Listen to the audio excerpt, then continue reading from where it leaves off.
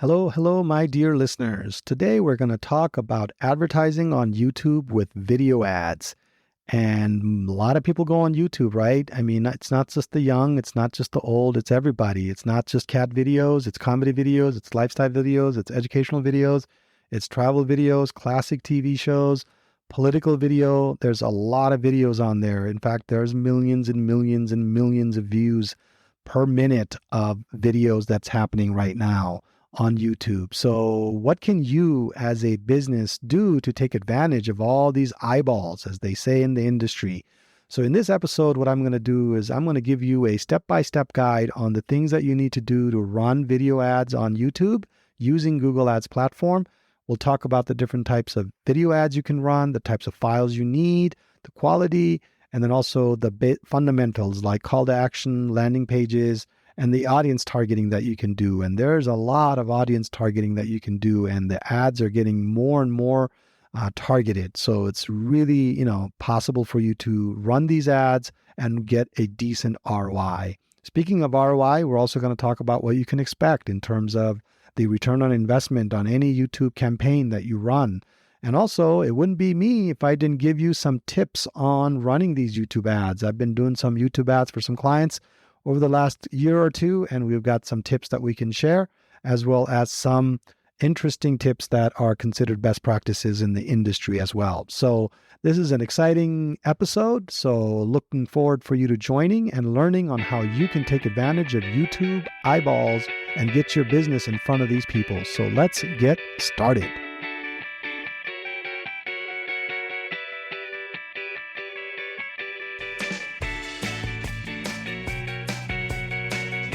Welcome to the latest episode of Corner Your Market. I'm your host, Silas Kimide. In this podcast, I talk about all things digital marketing, from website design and development to SEO and PPC, as well as paid advertising, email marketing, social media, and anything in between. If you're a small business owner, a marketing manager in a company, or an entrepreneur, this podcast is for you. So tune in every Thursday at 10 a.m. You'll gain some practical insights, new strategies, tactics, and tools that will help you grow your business. To subscribe, go to corneryourmarketpodcast.com and select the podcast app of your choice. Then you can hit subscribe within those apps. That again is corneryourmarketpodcast.com. Also, don't forget to like and share our individual episodes. You can also leave a review in the app once you've listened to one of our episodes.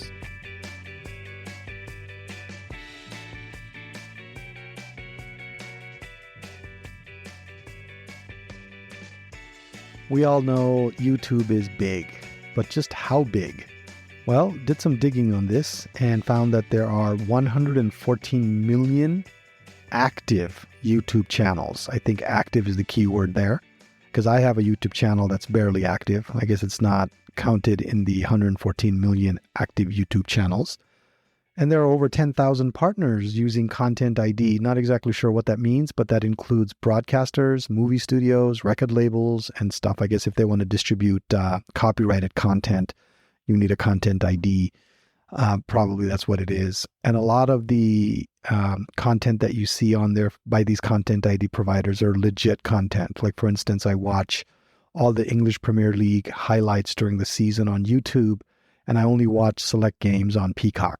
So most of my watching, though, of different games happens on YouTube. So those are the Content ID providers. Well, those are the channels and the Content ID providers.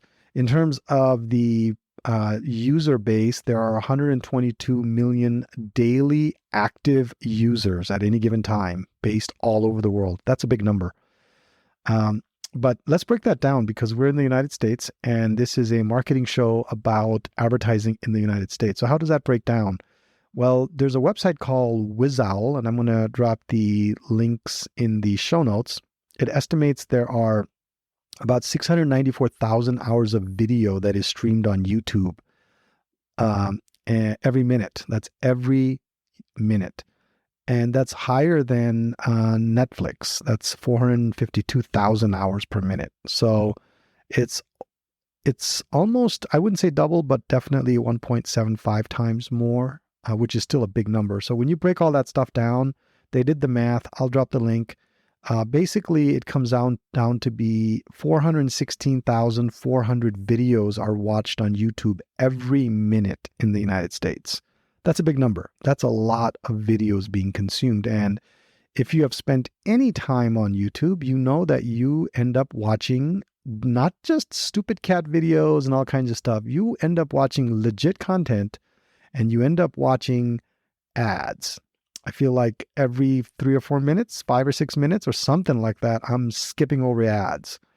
So anyway, so there's a lot of advertisement that happens. And so my question for today, and what I want to cover today, is how does a business like yours, doesn't have the big, State Farm advertising budget, or the the Lexus to remember, December to remember, budgets and stuff like that. But how does a company like yours, a small business, perhaps under 500 people, how do you take advantage of advertising on YouTube, and how do you get that audience? So I answer that question for you today because I ran into this question about a year ago for one of our clients that we're working with.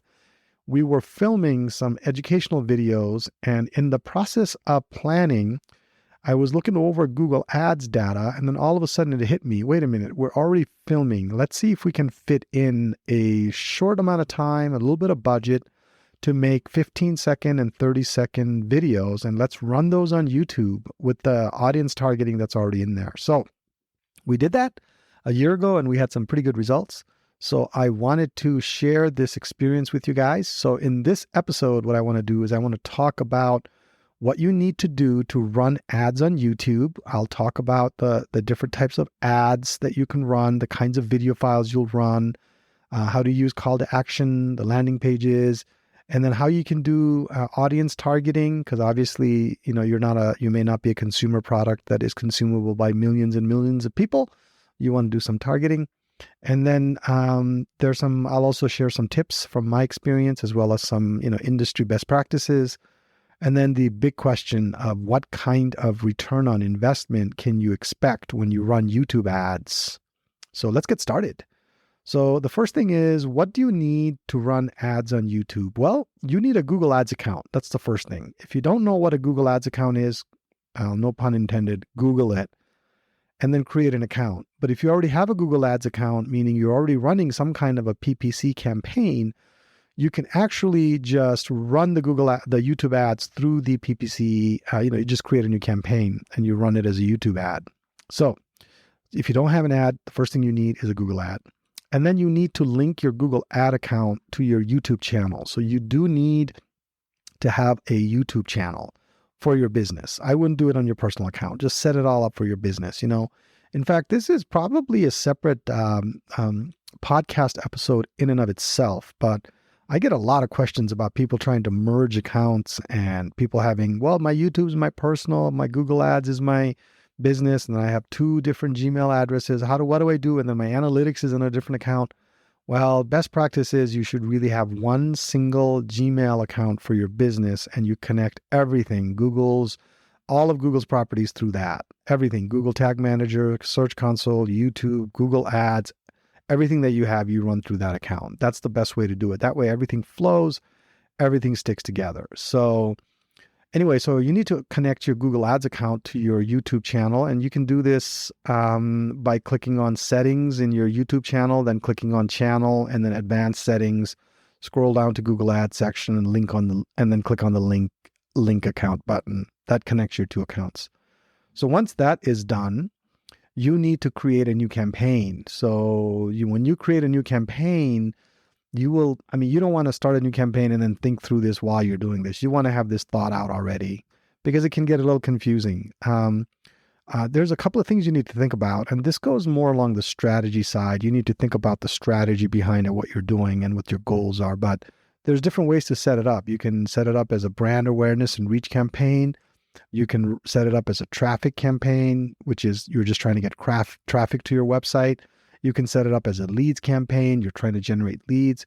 You can generate it as a sale campaign if you're trying to sell specific products. Anyway, what that does is it helps Google identify how, when, where, and how to optimize your bidding strategies, where it's placed, and also how to make optimizations and the optimization recommendations to give you if it knows what your goals are. So that's the third step, is setting up a new campaign. You just follow the prompts and you get that done.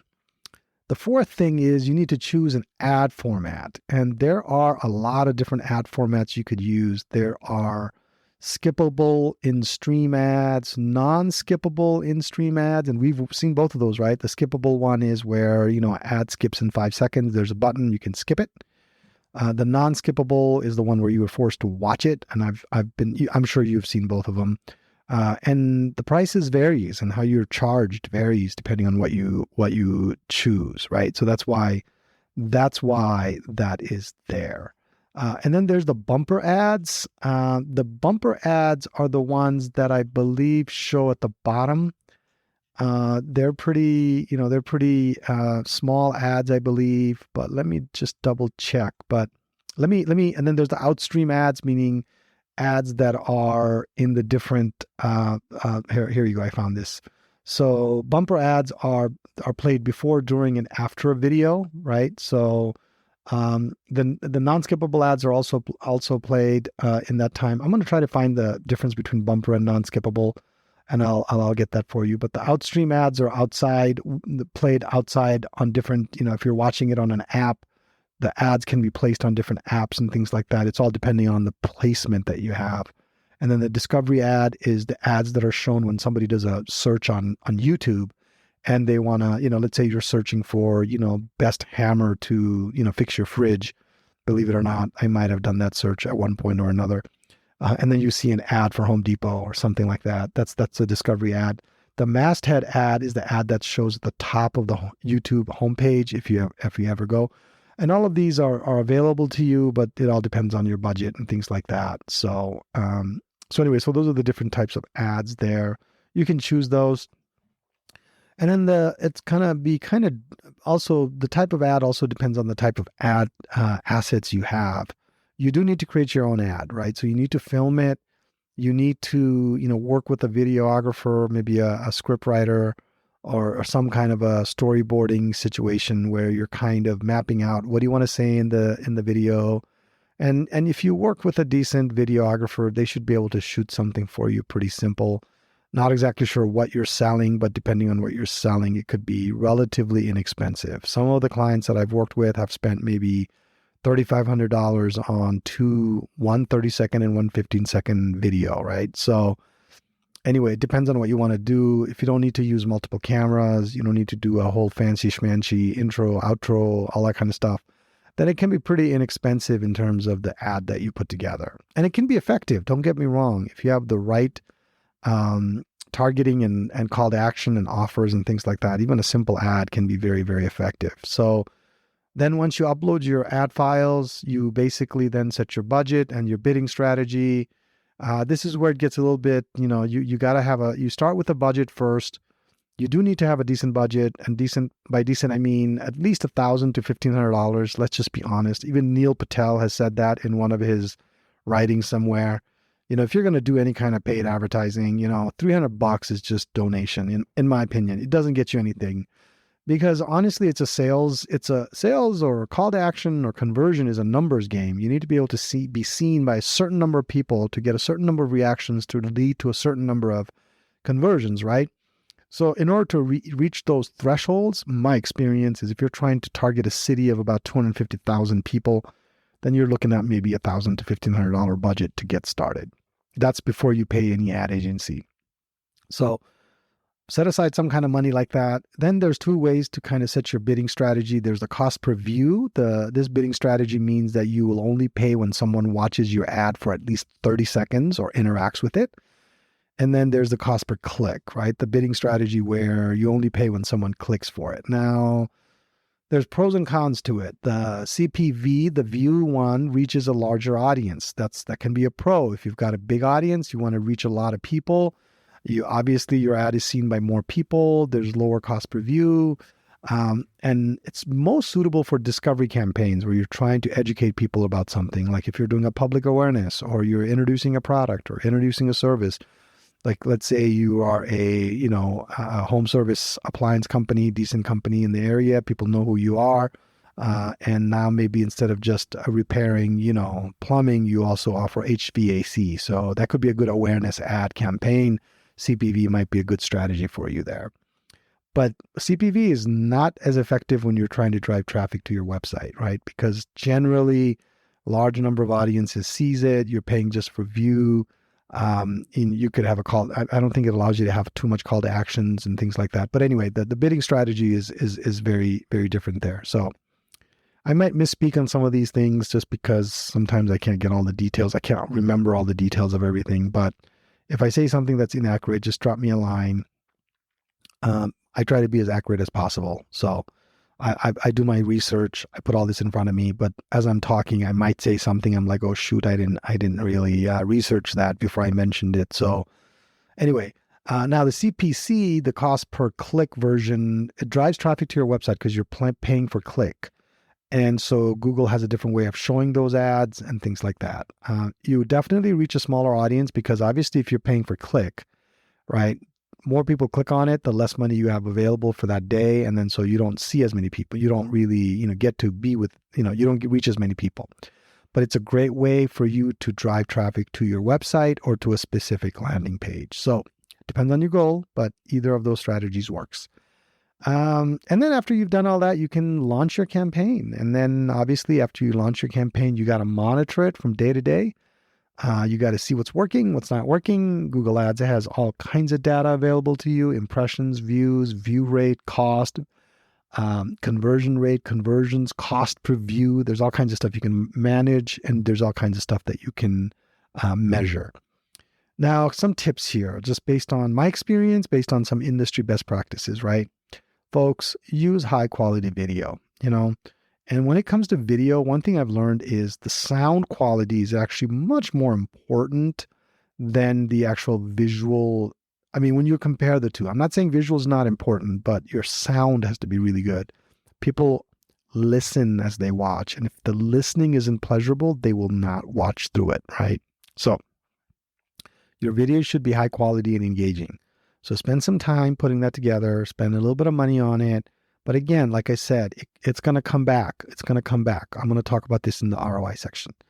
And then use relevant keywords. When you put your ad together, when you're putting it into the system, it asks for keywords, ad titles, descriptions. Use very, very effective keywords. Do some keyword research, rewrite your titles, maybe create 2 instances, test the title, test the description, things like that. So you can do that as well. And in your ad, make sure you have a call to action. Don't just talk about how great you are and what your benefits are and assume that people are going to get it. Say it. Visit our landing page to learn more. Call us at 1-800-CALL-US-NOW or whatever it is that you need to do, right? Or go to our page and fill out the form or scan this QR code, which is kind of popular these days. Tell people what you want them to do. Very, very directly at the end, in the middle, towards the beginning, whatever makes sense, So, and then if you're going to send them to a landing page, make sure the landing page is relevant to that video, that it really goes well together. Because you don't want somebody going to a landing page that makes no sense or is confusing or they don't know what to do or the phone number's not there or the form's not there or whatever it is. Pay attention to those details. Very important. Now, kind of going back through the high quality videos thing is use some really strong visuals. The first few seconds of your ad are critical, especially those skippable ones. Those first 5 seconds. I used to skip through all of them. I'll be honest with you. I used to skip through all of them. But recently, there's been a couple, maybe it's because of better targeting or whatever it is, but there's been a couple where I start the ad, watching the ad. I'm like, you know what? I want to finish watching this ad. So I've done that. It's all because of strong visuals, maybe also because of better targeting. And then try to figure out if you can test different ad variations.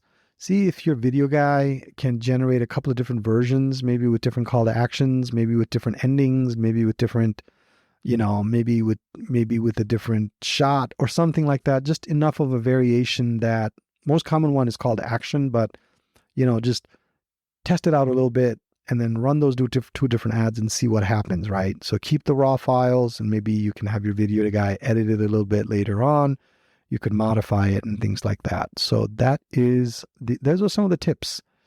Now, one of the main things, and I mentioned this already, is targeting. Spend time on this. YouTube offers a variety of audience targeting options for video ads, allowing you to reach exactly the type of audience that you're looking for. You can target by demographics. That's simple. Age, gender, location, income. You can also target by interest, right? Hobbies, passions, lifestyles. So if you are a educational institution, for instance, and you're trying to get to, maybe single moms and see if they would be willing to take some classes to improve their skills, you try to find out, some of the things that a single mom would be doing. Maybe they would be involved in arts and crafts, or maybe they're volunteering at school or things like that. So you could do some of those research, try to find their passions and their lifestyle and their hobbies, and you could try to target them based on that. The other one that is very popular and useful is keywords. You can target your ads based on keywords that people are searching for on YouTube. And that's something I covered a little bit ago. When you're uploading your video, you can add keywords, meta descriptions, titles, and things like that. You can also target by topics. Let's say you are selling a product to a certain type of people that likes to watch conspiracy videos. I don't know. I'm just making that up because I need your attention. We're about 20 minutes in, and I want to make sure you're still listening. So let's say there's some people that are into different conspiracies, and I'm not going to mention conspiracies, specific ones, but you could probably, do a little bit of research on the topics available and say, hey, I want to target people that are, pro-vax, anti-vax, or whatever the topics are that people are into these days. Placement. You can choose the type of YouTube channels, videos, or playlists you want to be a part of. Right? There might be certain things that you don't want to be a part of, or you feel like is a waste of your time and your money and your energy. You can say no to those. And then, of course, you can always define custom audiences with people that have already interacted with your brand, have already visited your website, and you need an extra pixel for that, but that's all easy to set up. You can just kind of go and do that. So another thing is you don't have to stay linear, right? It's not like you can only do placements and you can only do age and stuff like that. You can combine multiple targeting options to create a precise targeting as much as possible. So for instance, people interested in cars and finance who live in the US between the ages of 25 and 34 who are into conspiracy theories, XYZ. You could do that. So, all right. So we talked about multiple targeting options. We talked about different targeting options. Oh, the other one is track your results. Learn to use the reporting tools in Google Ads to track the results of your campaign. This will help you see what's working and what's not, so you can make adjustments as you need. So become familiar with what these things mean. Don't get excited about metrics that are nonsensical or that don't mean much, right? I look at conversions. I always go backwards. I look at conversions, and before conversions, I look at, impressions and views and things like that, just to kind of get a sense for how things are flowing. So anyway, so that's that. Now, what kind of ROI can you expect on YouTube ads? Now, according to a study by Think with Google, the average ROI for YouTube video ads is 108%. This means that for every $1 you spend on YouTube video ads, you can expect to generate $1.08 in revenue. So 8% return. They say 108%, but really that's an 8% return. So trying to make it look big, I guess, Think with Google.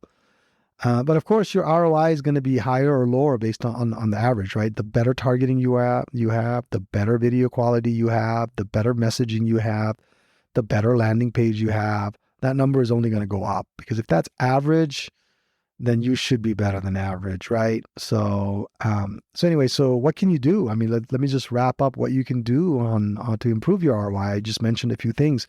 You can be really good at setting your goals. You can have different campaign goals. So focus your campaign specifically for the goal that you're going for. That makes a big difference in your ROI. Another thing that makes a big difference is the targeting that you have. You don't want wasted impressions. You don't want, if you're targeting to, men between the age of 55 and 65, but vast majority of your ads are being viewed by men between the age of 25 and 35, that's wastage. You don't want that. So targeting makes a big difference on your ROI. And then creating engaging ad creative, right? You got people that's the messaging, that's the design, that's the strong call to action, the quality of the video, things like that makes a big difference as well. So anyway, so I feel like I covered quite a bit today on YouTube.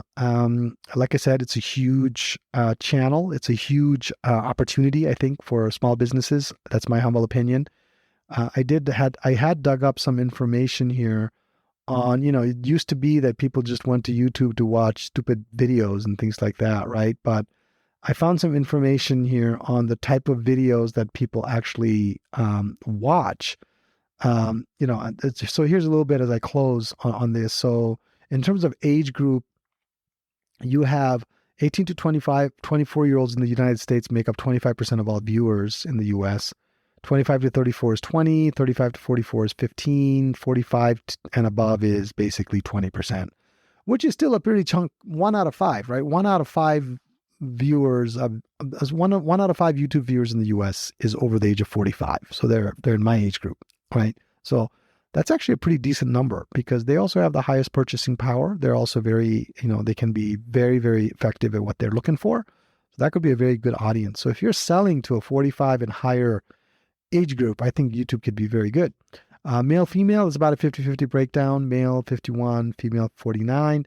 In terms of region, you have the West at 25%, South at 20%, Midwest at 15%. Northeast is only at 10%. I'm surprised at how low they are.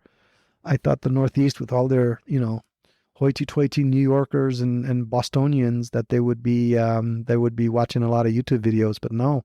West Coast is 25%, the South is 20%. And then in terms of what they're watching, people watch music videos, comedy videos, gaming videos. People watch sports videos.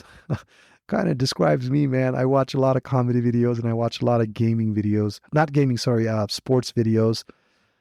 News and politics is popular in the Midwest. Educational videos in the Midwest. Travel videos popular in the Northeast. So anyway, in terms of a couple of beauty videos are also very popular as well. So if you're selling to a certain type of people that may be, watching beauty videos, it may not make sense. It may make perfect sense for you to show some ads there, right? So that kind of gives you a little bit of an idea of the type of videos people are watching. But anyway, so to wrap up today, what we talked about is how you can take advantage of YouTube videos by advertising on YouTube. I provided a kind of a step-by-step guide. I covered the type of YouTube ads that are available, how you can do targeting, the different call to actions and landing pages, and I talked about strategy a little bit. I didn't specifically mention it, but I did talk about that. And then gave you some tips on running YouTube ads. And then I also talked a little bit about what you can expect in terms of your return on investment if you do end up running a YouTube ad. So with that, we've covered YouTube today. I might delve into this even more in the future as we do more and more YouTube ads. So until then, we'll talk again in terms of YouTube. But thanks for joining me today, and happy marketing and happy YouTubing.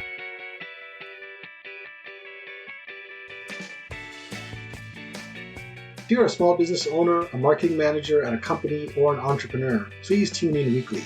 You'll gain some insights, tips, tricks, and be a bit more enlightened when it comes to digital marketing.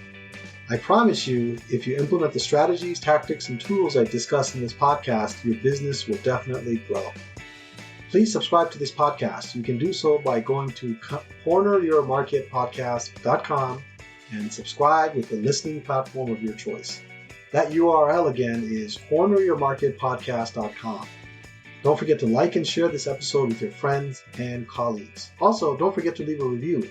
Those mean a lot to me and can help others that would benefit from the information I share. Finally, I would love to hear from you. I love getting listener emails. So if you have questions, feedback, or any general comment about the topics I discuss on this podcast, feel free to send me an email.